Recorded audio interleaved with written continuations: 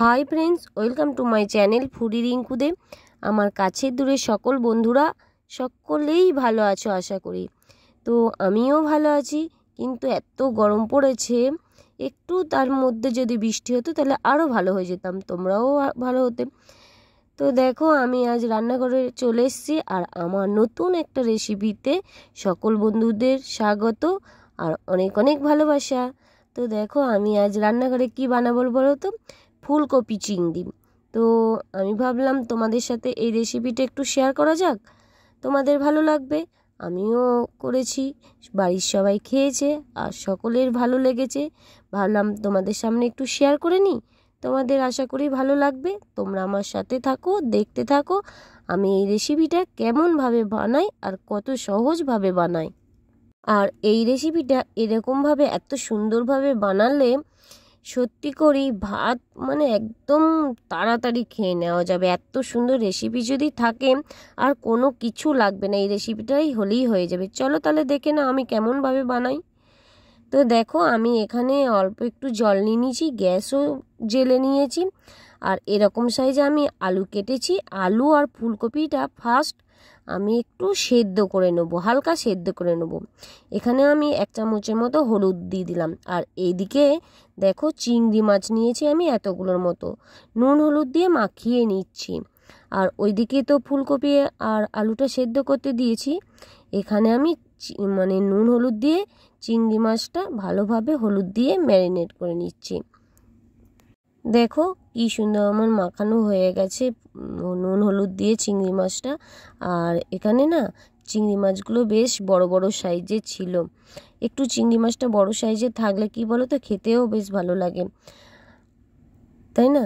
আর এখানে দেখো, আমি চিংড়ি মাছটা এরকমভাবে পুরো ছালটা ছাড়িয়ে নিয়েছি। আর এখানে না মাঝখানে একটা সুতোর মতো থাকে, সেটা আমি ভালো করে বেছে ধুয়ে পরিষ্কার করে নিয়েছি, এই সুতোটা বের করে দিয়েছি।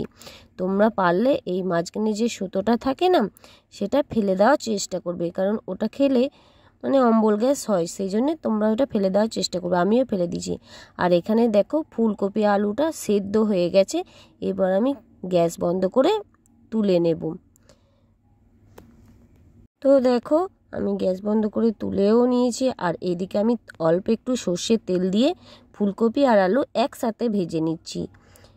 আর বেশি ভাজা ভাজা করবো না, হালকা একটু লাল করেই তুলে নেবো। আর এদিকে দেখো, ফুলকপি আলু ভাজা হয়ে গেছে, আমি এরপর তুলে নিয়েছি। তুলে নেওয়ার পর একটু মানে আমি সর্ষে তেল দিয়ে দিয়েছিলাম, ওই সর্ষের তেলে আমি চিংড়ি মাছগুলো একটু ভাজা ভাজা করব। বেশি চিংড়ি মাছ ভাজতে নেই, কারণ বেশি চিংড়ি মাছ ভাজলে স্বাদটা অন্যরকম হয়ে যাবে, সেজন্য হালকা ভেজে নেব। আর দেখো এদিকে চিংড়ি মাছটা কি সুন্দর ভাজা হয়ে গেছে। চিংড়ি মাছ ভেজেছি, সেখানেই অল্প তেল ছিল, আমি আর এক্সট্রা তেল দিলাম না। ওই তেলের মধ্যে আমি অল্প একটু রসুন থেঁতো করে রেখেছিলাম, সেই রসুন থেঁতোটা দিয়ে দিলাম। অল্প একটু বলতে 7-8 কোয়ার মতো রসুন থেঁতো করে রেখেছিলাম, সেই রসুন থেঁতোটা দিয়ে দিয়েছি। আর একটা বড় সাইজে পেঁয়াজ দিয়ে দিয়েছি। এরপর পেঁয়াজটা আর রসুনটা ভালো করে ভাজা ভাজা করে নেব। আর তোমরা দেখতেই পাচ্ছ কি সুন্দর লাল লাল হয়ে ভাজা হয়ে গেছে। আর এখানে আমি গোটা বড় সাইজের একটা টমেটো দিয়ে দিলাম। টমেটোটা দিলে না কালারটা অন্যরকম আসে, লাল হয়ে যায় কালার, মানে মশলার কালারটা বেশ দেখতেও ভালো লাগে, খেতেও সুন্দর লাগে, আর কালারটা কিন্তু লাল হয়ে যায়। আর এদিকে দেখো, অল্প একটু আদা আর অল্প একটু পেঁয়াজ আমি বেটে নিয়েছিলাম, আধ বাটা করেছিলাম, সেই পেঁয়াজ বাটাটা দিয়ে দিলাম। এখানে আমি 1/2 চামচের মতো ধনে গুঁড়ো, 1/2 চামচের মতো জিরে গুঁড়ো আর 1/2 চামচের থেকে একটু লাল লঙ্কার গুঁড়ো দিলাম, মানে ঝাল লঙ্কার গুঁড়োটা দিলাম। আর এখানে দেখো 1 চামচের মতো হলুদ গুঁড়ো দিয়েছি। এরপর সব মশলাগুলো ভালোভাবে আমি কষিয়ে নেব। মশলা যত কষাবে দেখবে সবজি মানে তরকারির স্বাদটা কিন্তু অন্যরকম, মানে ভালো টেস্টি হয়ে যায়। যে কোনো মশলা ভালো করে কষালে না তার স্বাদ কিন্তু দ্বিগুণ হয়ে যায়। আর এদিকে দেখো, আমি ভেজে রাখা আলু, ফুলকপি আর চিংড়ি মাছটা মশলাটা যেহেতু কষানো হয়ে গেছে দিয়ে দিচ্ছি আমি, সব ভালোভাবে এরপর কষিয়ে নেব আর একবার। এখানে দেখো আমার সব মানে আলু, ফুলকপি, চিংড়ি মাছ দেওয়া হয়ে গেছে। আর আমি কি সুন্দরভাবে কষিয়ে নিচ্ছি, আর দেখতে কত সুন্দর হয়েছে না বন্ধুরা। দেখো প্রথমেই বলেছি টমেটোটা লাল ছিল, সেই জন্য কালারটাও অন্যরকম এসছে। আর এখানে আমি অল্প একটু জল দিচ্ছি, অল্প একটু বলতে 1 গ্লাস, আর অল্প একটু 1 গ্লাসের থেকে একটু বেশি জল দিয়েছি।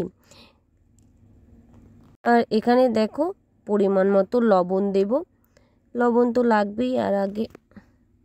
আর এখানে দেখো তোমরা তো দেখতেই পেলে আমি স্বাদ অনুযায়ী চিনি দিলাম।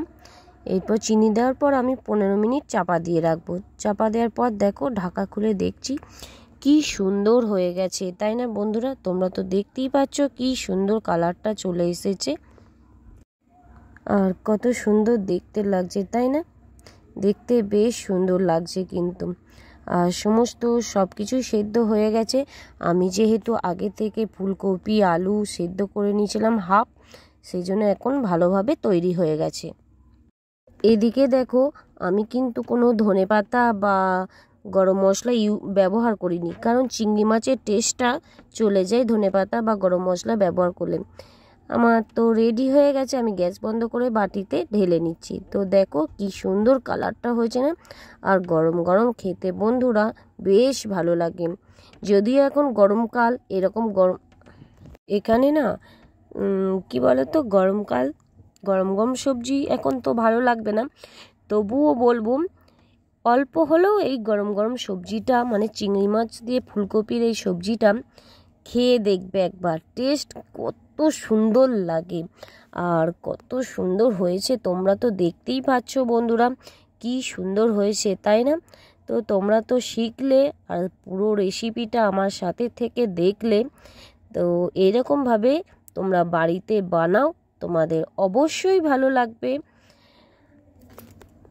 সব থেকে বড় কথা কি বলো তো বন্ধুরা, চিংড়ি মাছ এমন একটা মাছ নয় তবু মাছ, কি বলো তো, যে কোনো সবজির সাথে দিলে না তার একটা টেস্টটাই অন্যরকম হয়ে যায়। যারা চিংড়ি মাছ খেতে ভালোবাসো তাদের কাছে কিন্তু চিংড়ি মাছ যে কোনো সবজি দিয়ে করলে কিন্তু দারুণ লাগে, দারুণ। আমাদের বাড়ির সকলের প্রিয় চিংড়ি মাছ। এই চিংড়ি মাছ থাকলে আর কিছু লাগে না, সবার ক্ষেত্রে জানি না, তবে চিংড়ি মাছ যে কোনো সবজিতে দিলে না খেতে কিন্তু হেভি লাগে।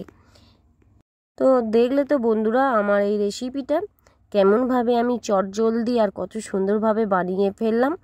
তো আমার এই রেসিপিটা যদি তোমাদের ভালো লাগে, আমার চ্যানেলটা লাইক কমেন্ট শেয়ার সাবস্ক্রাইব করে আমার পাশে থাকার অনুরোধ রইল।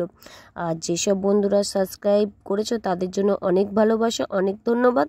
যারা করনি চটপট জলদি সাবস্ক্রাইব করে আমার পাশে থাকার অনুরোধ রইল। ফিরে আসছি নতুন ভিডিও নিয়ে, ততক্ষণে টাটা, ভালো থেকো, সুস্থ থেকো।